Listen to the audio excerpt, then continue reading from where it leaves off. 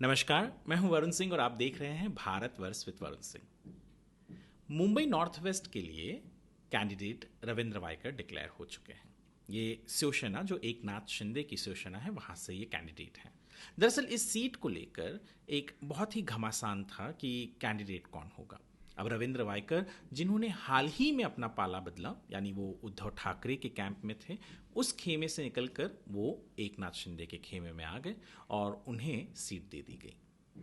बहुत से लोगों ने जो आज उद्धव ठाकरे के पक्ष में हैं, उन्होंने ये सवाल उठाया कि रविंद्र वायकर भी तो करप्शन के चार्जेस में डूबे हुए थे और उन पर करप्शन के चार्जेस लगाए किसने थे?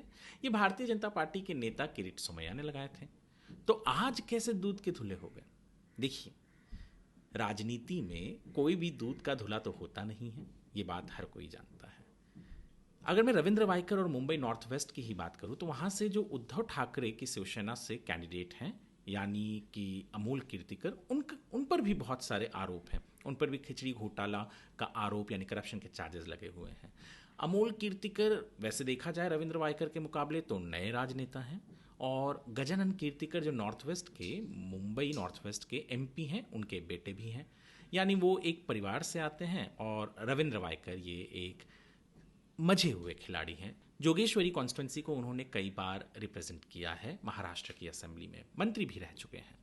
तो वज़न उनका कहीं ना कहीं ज़्यादा है। और जब हम बात करते हैं करप्शन की, जब हम बात करते हैं लोगों के ऊपर जो केसेस चल रहे हैं उनकी, तो एक बार मैं ये भी याद दिला दूं लोगों को कि राहुल गांधी और सोनिया गांधी जो कांग्रेस के कद्दावर नेता हैं, वो दोनों भी तो बेल पर ही हैं। उनके ऊपर भी तो केसेस हैं, चार्जेस हैं, चाहे वो डिफेमेशन के हों, चाहे वो नेशनल हेराल्ड का जो करप्शन केस है वो हो। तो ऐसे बहुत सारी चीज़ें हैं। कोई भी नेता आप कहीं से भी उठा लीजिए। हम अगर उम्मीद करते हैं कि क्लास 2 सिविक्स पॉलिटिक्स की जो किताब होती है उस तरह के मॉडल पॉलिटिक्स आज के ज़माने में तो उम्मीद करना नामुमकिन है, और ना ही जनता ये उम्मीद करती है कि उनके नेता बिल्कुल साफ पाक हों। हालांकि मॉडल डेमोक्रेसी में ये होना चाहिए, और जनता बहुत समझदार है। जनता जानती है उन्हें किसे वोट करना है, किसे नहीं वोट करना है। जनता के सामने हम कई बार जब देखते हैं कि पार्टी वर्कर्स मजबूर होते हैं, उनके सामने करप्ट नेता होते हैं, पर क्या करें, पार्टी का झंडा लिए उन्हें, चाहे वो कांग्रेस के हों, बीजेपी के हों, शिवसेना के हों या कहीं के भी हों, उन्हें वो झंडा लेकर अपने एरिया में घूमना पड़ता है, वोट मांगना पड़ता है अपने नेता के लिए जो इलेक्शन लड़ रहा है।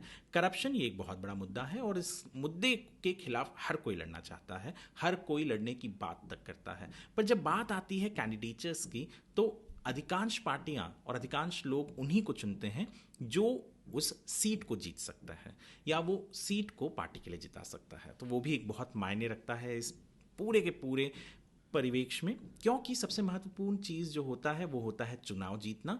चाहे चुनाव में साम दाम दंड भेद जो कहते हैं, सारे की सारी चीज़ें हमें देखनी पड़ती है।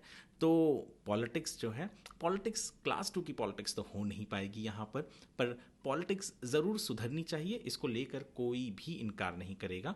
अधिकांश पार्टियों को ये देखना चाहिए कि वो नॉन करप्ट लीडर्स को या ऐसे लीडर्स को वोट या कैंडिडेट न बनाए जिनके ऊपर करप्शन के चार्जेस हैं।